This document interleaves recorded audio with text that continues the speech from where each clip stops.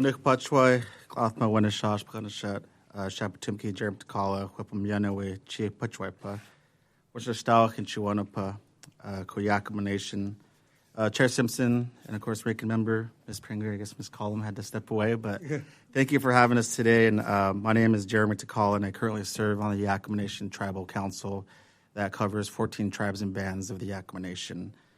Specifically, I serve as chair in the Fish and Wildlife, Legislative, Law and Order, and our new Energy Committee.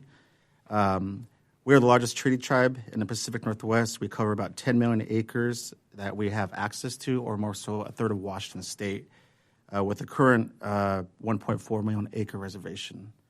I have submitted a detailed statement for the record, which I will summarize, but first I want to thank you, Chairman Simpson specifically, Ranking Member Pingree, and the members of this committee for continuing to hold these hearings year after year. I know they take up a lot, of time, staff time, but, it's very important and valuable given the nature of the federal and tribal relationship. Yakama Nation views this as a priority, and we do, hope to have this continuation year after year. I appreciate the statements I've heard from you, Chairman Simpson, as our Northwest neighbor who has often said that the government is not going to balance the federal budget on the backs of Native Americans or Indian people with whom the United States has a fiduciary trust relationship. As my people say, those are good words, and with those words, action will happen. When contemplating the cuts that have been recommended by this administration, I respectfully ask that you consider whether Indian tribes have parity with non-tribal governments and their constituents. I ask you to consider existing studies such as the Quiet Crisis, 2003, and Broken Promises, 2018, both undertaken by the U.S. Commission on Civil Rights. Those studies show that areas ranging from public safety to healthcare, education, to housing, to economic development, and beyond that funding to tribes is not on a parity with the larger society. Perhaps someday we will get there, but until then, it's simply unfair to cut funding for Indian programs, not to mention a violation of federal government's treaty commitments and trust obligations. We think most of your colleagues would understand this fundamental parity argument and agree that tribes should not bear the brunt of budget cuts. For Yakama Nation, our lands, appraisals have been very, very critical for many federal functions, including leasing and federal trust transactions. The Yakama Nation performed a federal trust function by administering our appraisals program under Public Law 93-638 contract. Current fund appropriated under this 638 contract for Yakama Nation appraisal services only allows for one full-time appraiser. This single appraiser workload is driven by requests directly from BIA's Realty Services section. With only one single appraiser, the Yakama Nation lacks sufficient resources to address a heavy, federally driven appraisal workload. So the Yakama Nation respectfully requests, around $120,000 under our 638 contract to hire a second full-time appraiser. But we're still continuing with our appraisal and evaluation services office on a government-to-government basis. We've been successful in developing a model to standardize mass appraisals.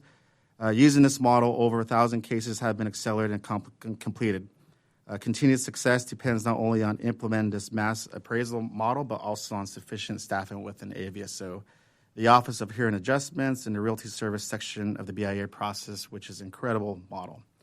Related to land management, the Yakama Nation's written testimony details the crisis we have in our 650,000-acre forest.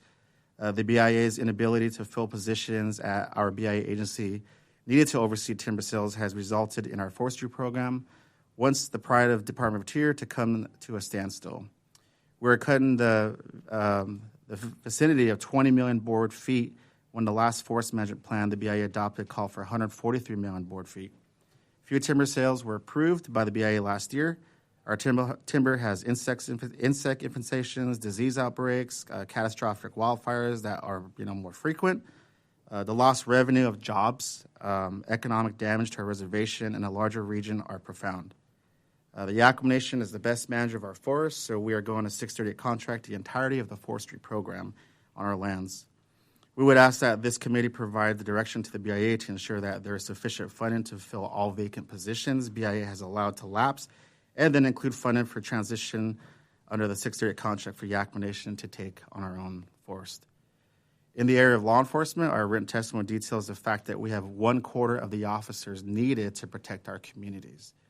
We have the highest rate of missing and murdered Indigenous women in our region, a surge of violent and property crimes that arise, with different drug trafficking, cartel-related drug activity, including fentanyl.